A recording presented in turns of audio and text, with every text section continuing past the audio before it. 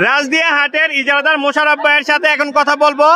এই হাটটি এত জমজমাট হলো কিভাবে? সব সময় তো আমরা দেখেছি ইসাপুরা হাটটি জমজমাট হয়, তো কানায় কানায় পশু এবং ক্রেতা এই রাজদিয়া হাটে এসেছে, এটার চমক কি আপনি বলবেন? আসসালামু আলাইকুম, বিসমিল্লাহির রহমানির রহিম। এটার চমক হলো ভৌগোলিকভাবে আমাদের রাজদিয়া, ঐতিহ্যবাহী রাজদিয়া এই মাঠটা ভৌগোলিকভাবেই আমরা এটা পেয়েছি। এটা ভৌগোলিকভাবে আমাদের পাওয়া, অন্যান্য হাটের থেকে আমাদের এই হাটটা ব্যতিক্রম।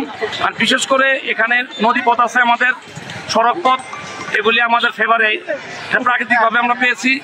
এটি আমাদের বড় চমক, আল্লাহর কাছ থেকে তারা হাজার হাজার শুকরিয়া আদায় করি।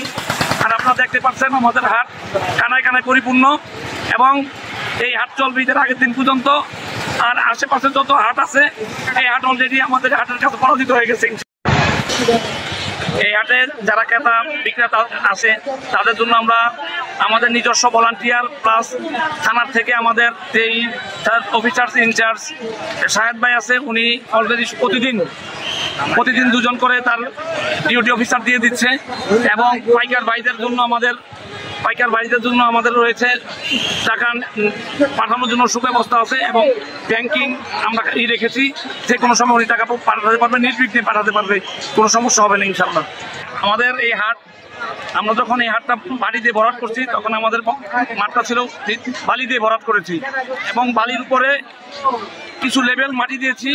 আমাদের বৃষ্টি হলেও এই মাঠে আল্লাহর রহমতে কোনো কাদা হয় না, বালি থাকাতে মাঠটা প্রচুর বৃষ্টি হওয়ার পর মাঠ দেখেন আমার মাঠ শুকনা, এই মাঠ শুকনা।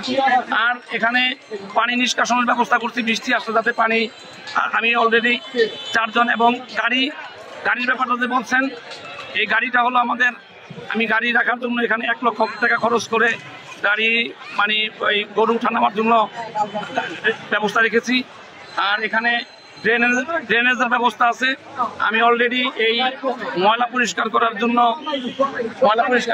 6 জন লেবার রেখেছি, এবং প্রতি 2 ঘন্টা পর স্প্রে করার ব্যবস্থা করেছি, যাতে কোনো, এবং একজন ডিউটি ডাক্তার আছে এই স্প্রে করার জন্য। আমাদের 2 জন কর্মী আছে যে 2 ঘন্টা পর স্প্রে করে, যাতে কোনো রোগ জীবাণু এখানে না আসতে পারে।